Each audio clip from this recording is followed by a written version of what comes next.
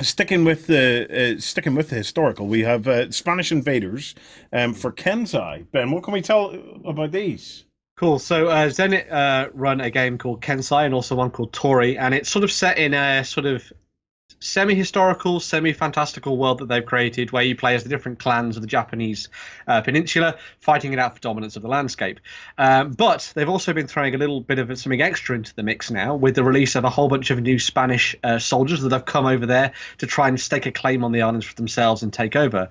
So we've got the likes of some really cool captains, a sergeant major, a field master and constable, and father and priest. So you've got all the things that you might imagine would have gone over with like a conquistador force into the South Americas and stuff, which is really cool. But here we're seeing them going up against the Japanese samurai and stuff, which is really fantastic.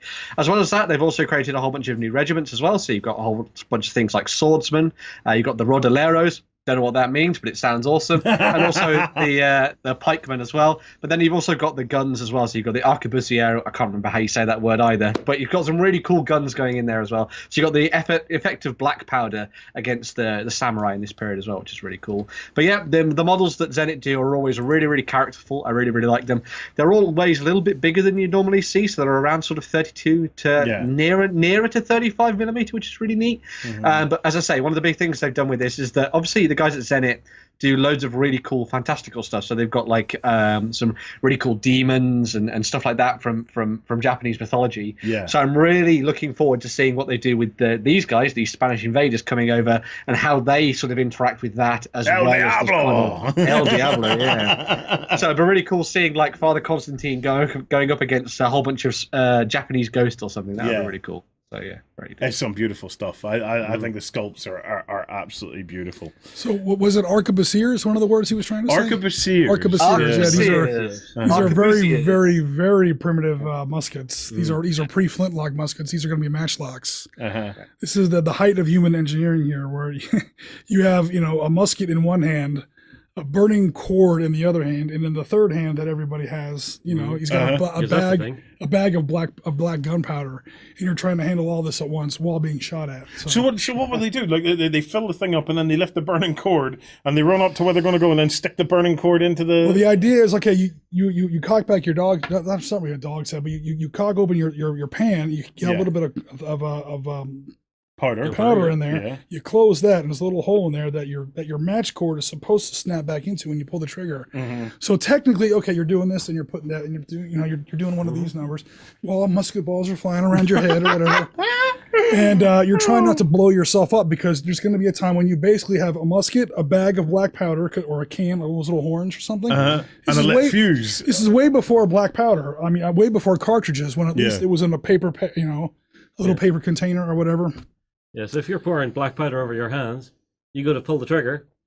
Oh yeah, you're gonna have black powder all over your face, over your hands, and you fire, and your ear will catch fire. And I have seen that. Whenever I was a youngster and I was in the cadets, we did a mock exercise, and they threw flashbangs, etc. during it, and then once the exercise had finished and we were just relaxing, one of the young fellas went to try and grab a flashbang as a souvenir. Why is this a wee Johnny story? We have a joke here in Ireland, the wee Johnny story, and it's wee Johnny does something stupid. Yeah, well, he went to get a flashbang. He goes to pick up a live grenade. He picked up a spent flashbang as a souvenir, and he'd been walking around with it. And then he went and he had a smoke, and his hand just flared up. Yeah, that's gonna have a lot of. There was still a residue of powder and stuff. Totally. The hand flared up, took the skin off the hand, and instead of going and telling somebody, he spent the night with his hand inside water that he found in a tree trunk. That's not gonna get infected at all. No way. No. So burns never get infected. So it's like it's no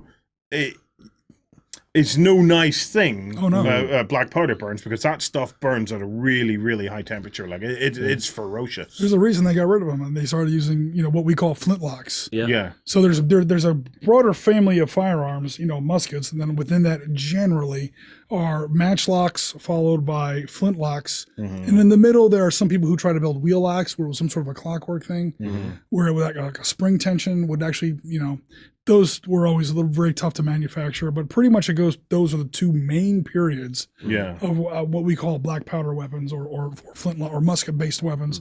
It's gonna be a matchlock and a flintlock.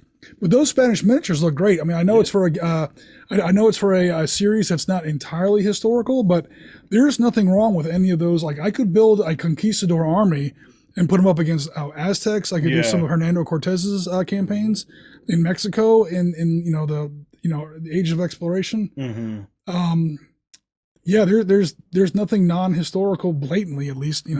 I'm not a complete expert on the period, but there's nothing, blatantly non-historical. I don't see anyone with fairy wings or, dragon's tails. I don't know. Maybe these guys with the big ass shields. I don't know if those are historical or no. Maybe someone can tell us down below. The Rodoleros. That's actually the Rodolero. That might be a little. No, I have no idea what they are. Is that one component to everything else? I can guarantee you the Rodoleros are completely historically accurate in my mind. You have no proof for it, but it's scientific I fact. have no evidence for that, but it is a scientific fact.